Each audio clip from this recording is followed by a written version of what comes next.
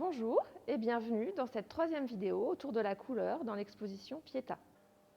Aujourd'hui, nous allons aborder la couleur bleue. Le bleu est la couleur préférée en Europe occidentale. C'est la couleur la plus portée par tout à chacun au quotidien.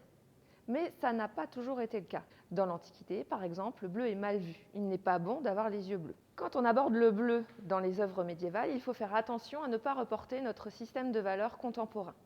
Par exemple, aujourd'hui, le bleu est une couleur froide, alors qu'au Moyen-Âge, ce n'était pas le cas, il était une couleur chaude. Dans le système chromatique du Moyen-Âge, le bleu compte moins que les trois couleurs principales, qui sont le blanc, le noir et le rouge. La maîtrise de la couleur bleue a été beaucoup plus tardive que pour la maîtrise de la couleur rouge. Il faut attendre la fin du XIIe siècle et le début du XIIIe siècle pour assister à la révolution du bleu. Le bleu fait alors son apparition dans la peinture murale, le vitrail, mais aussi les enluminures. La Vierge, qui est jusque-là vêtue de noir car elle porte le deuil, commence à se vêtir de bleu. Le roi de France, qui veut se placer sous sa protection, commence à publiciter le bleu et par exemple, il va transformer son blason qui devient azur semé de fleurs de lys d'or. À la même époque, la technique de teinture fait aussi beaucoup de progrès pour teindre en bleu.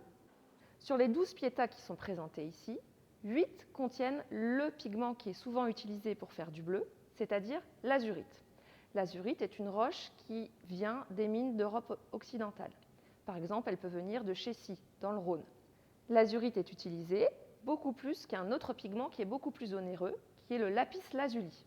Le lapis lazuli est une roche semi-précieuse qui vient du Moyen-Orient, notamment des mines afghanes. Dans une œuvre médiévale, on peut trouver les deux pigments, l'azurite et le lapis lazuli. Mais ils ne vont pas être utilisés de la même manière. Par exemple, pour une représentation de la Vierge, on va choisir l'azurite pour colorer le ciel ou un détail d'architecture, et on va garder le lapis lazuli pour colorer la Vierge.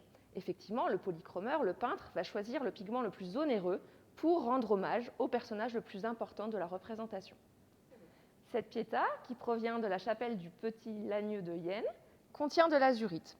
Quand on a étudié ces pigments qui ont été utilisés pour la polychromée, on a trouvé de l'or pour les cheveux et sa robe et de l'azurite pour son manteau. Aujourd'hui, l'azurite a un aspect grisé. C'est dû au temps. Quand on prépare le pigment de l'azurite, on va le broyer en gros morceaux de manière à ce qu'il puisse conserver un pouvoir couvrant important. Avec le temps, la poussière s'accroche à ces gros morceaux d'azurite. C'est pour cela qu'aujourd'hui, le manteau est plutôt grisé. Le fait qu'on ait utilisé de l'or et de l'azurite pour cette sculpture montre que c'est une commande prestigieuse.